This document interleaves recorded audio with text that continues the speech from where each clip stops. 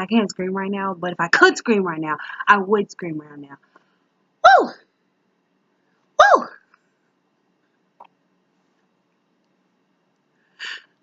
We got this one, guys. We got this one. We needed this one. We needed this one. We needed this one. We needed this one. We needed this one so bad. And we got it. The Wizards beat the Celtics in a double overtime win. I'm just like,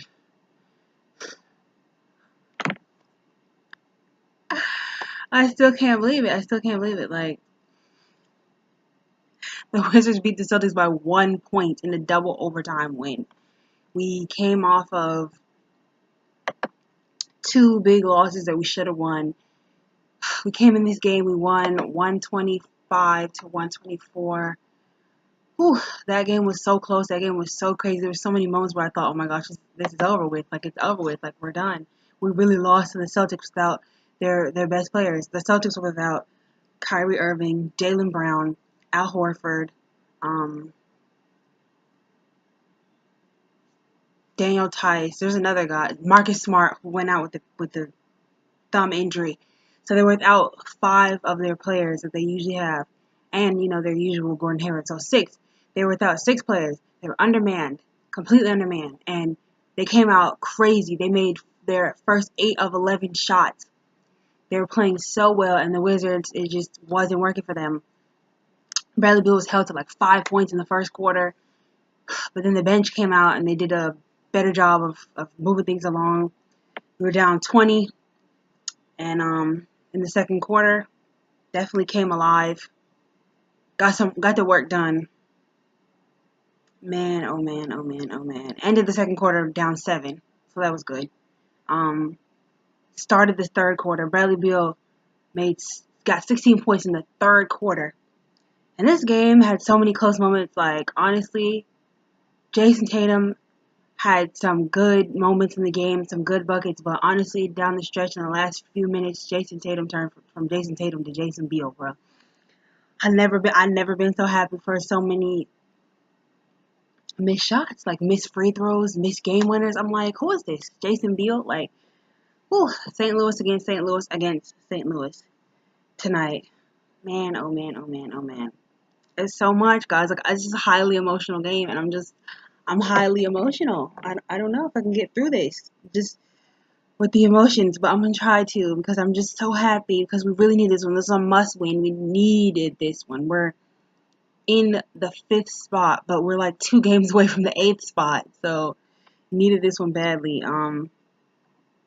Let's see. Yeah, Bradley Beal went off in the third. Definitely helped cut the lead to 1. Yeah, during the fourth quarter, definitely went back and forth. I'm not gonna lie to you guys. So I fell asleep before this game even started. I fell asleep. This has been an awful pattern that I've been picking up, and I fell asleep before this game started. I woke up in the fourth, like, what the heck? And so I woke up in the fourth and was able to watch the fourth quarter and overtime and double overtime. And I was able to watch the replay. So my review's a little late. I was able to watch the replay.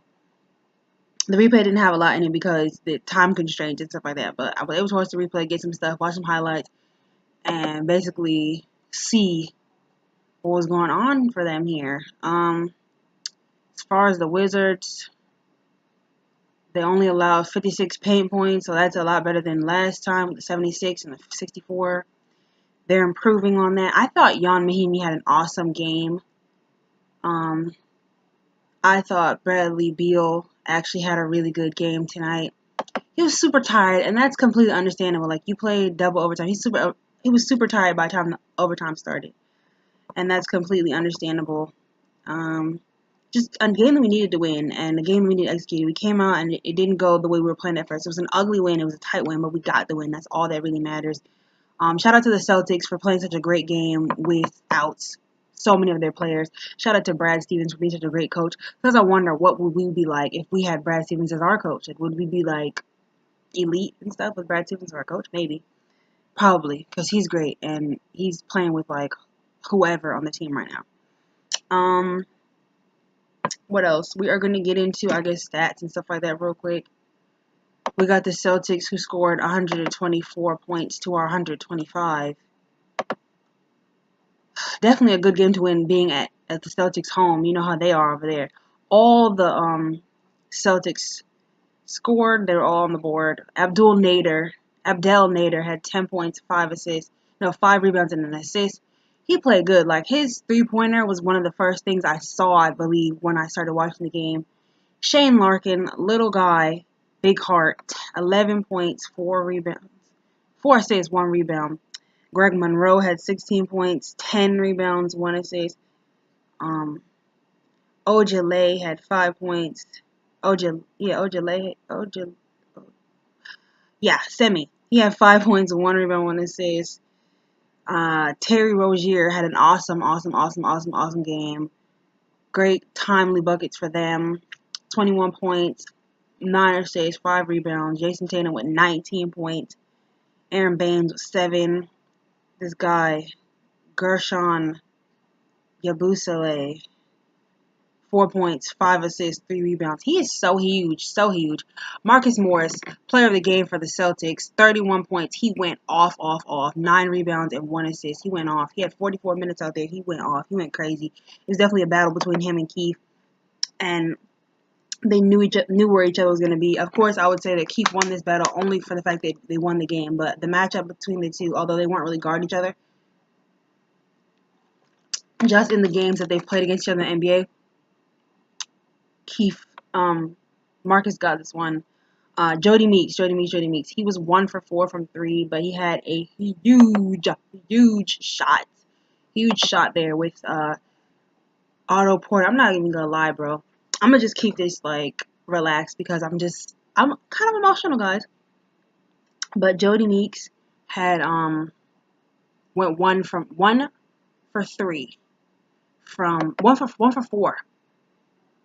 from 3, and he made that 3-point shot. And apparently the Brooks play was he was trying to get either Otto Porter or Bradley Beal open, and they're both curling, and I think Otto cut and just went for it, and he faked like he's going for a layup, and then passed out to Jody Meeks. I breathed like the biggest sigh of relief myself, like, because I definitely didn't know where the hell they were going with that one at first, because I was really hoping he wasn't going to try to take the 2. Like, please don't do this. Please don't do this. But I know that Otto Porter's not an idiot. So I had faith in that play. It was a very, very smart play. Good player. High basketball IQ. It's a really smart play. I was trying to keep this short, but this joint might be long because it was just so much going on. Ramon Sessions only played 17 minutes. He only had 2 points, 2 rebounds, but he had 4 assists. He made the most of his time on the floor, as well as Jody Meeks made the most of those 12 minutes. We're so thankful for him and that 3-pointer that sent it to overtime.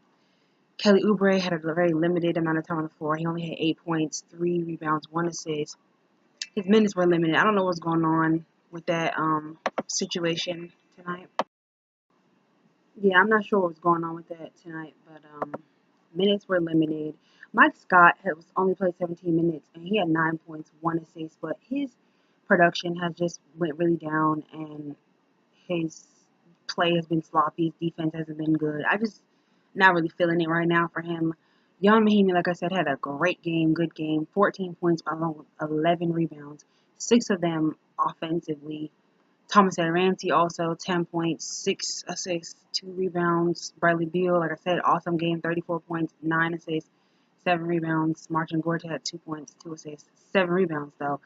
Otto Porter with 11 rebounds, 1 assist, 18 points. Markieff Morris with 20 points, 4 assists, 7 rebounds. The rebounding definitely helped put them back into play to keep this game close. Like, without the rebounding, they probably wouldn't have been able to save this. I thought they did an excellent job keeping their poise and keeping their composure throughout the late game situations, because it got down to the wire so many times, so many instances, and they were playing hard, and they were playing defense. Like, they were treating the whole fourth quarter like it was the end of the game. Like, they were, sometimes the Wizards will be down 5, and they'll kind of like, it'll be 20 minutes. They'll be down 5. It'll be 10 minutes left in the fifth, so they'll just kind of be cool. Like, no, they're playing the whole fourth quarter like it was the last 2 minutes. Bradley Beal did well tonight. Not still, like I said, not exactly a clutch player, but he did well in keeping his composure. I thought his confidence came back a lot. They just did well on the end execution. I feel like Otto Porter saved the game with that pass to Jody Meeks, but he almost threw the game away with that gamble on Jason Tatum. Thank God Jason Tatum turned into Jason Beal for a few minutes, because without that we probably wouldn't have got this one. But I'm so happy that we got this one. This is one that we really needed, one that I really wanted. I'm excited about. I knew that we had to play strong defense against them because the Celtics are a good team and they play tough. They play hard. They play with a lot of heart. Like I said, shout out to their coach. Shout out to shout out to Terry Rozier and Marcus Morris, who were really amazing players during this game tonight, and all the rest of the Celtics, because they really worked so hard, played so hard. But a bigger shout out to the Wizards because they executed down the stretch and they held it down for this win, and I'm so happy. And just so happy. Like, my faith, I always have faith in them, but I'm just so happy, and I have more renewed faith in them after tonight. So, peace, guys. It's your girl, Tina.